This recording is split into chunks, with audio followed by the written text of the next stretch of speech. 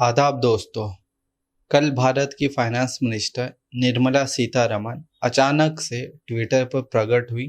उन्होंने पेट्रोल और डीजल की कीमतों को कम करने का ऐलान किया। उन्होंने कहा कि आज से पेट्रोल और डीजल के दामों पर केंद्र सरकार एक्साइज ड्यूटी कम कर रही है। जैसे ही उन्होंने ये ऐलान किया, एक लॉबी उसका महिमा मंडन करने में लग गई और एक दूसरी लॉबी उसमें गुणा गणित करके कि कितना कम हुआ, कितना बढ़ा था, ये सब चीज़ें समझाने लगी। देश के इस वक्त के माहौल में आम जनता के ऊपर महंगाई का या पेट्रोल डीजल की कीमतों के बढ़ने का या दूसरी चीज़ों की कीमतों के बढ़ने का उतना असर नहीं हो रहा है जितना असर होना चाहिए।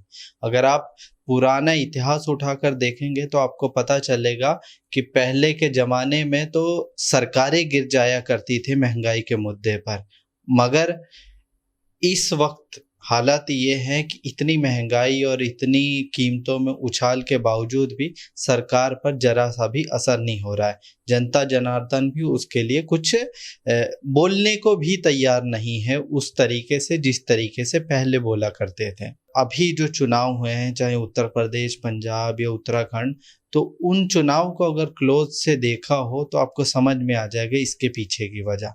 इस वक्त देश के माहौल विचारधारा के ऊपर चला गया है।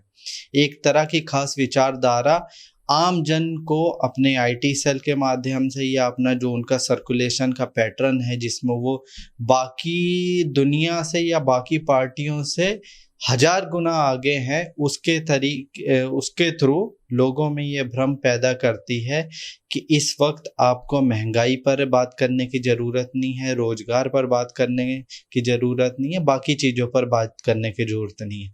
एक समुदाय विशेष को टाइट करना ज़्यादा ज़रूरी है। एक समुदाय विशेष के मस्जिदों को, उनकी ऐतिहासिक धरोहरों को टारगेट करना ज़रूरी है।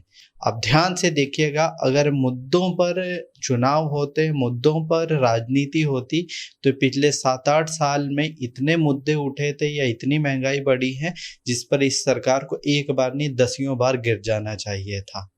तो मेरा अपना मानना है, निजी विचार है कि पेट्रोल के दाम घटने बढ़ने पर ज़्यादा हो हल्ला करने की ज़रूरत नहीं है। जब आम जन ने उसको स्वीकार कर लिया है, आम जन ने उन कीमतों को अपने ऊपर मुसल्लत कर लिया है किसी एक समुदाय को टाइट करने के लिए, तो शायद उनकी किस्मत में यही है। धन्यवाद।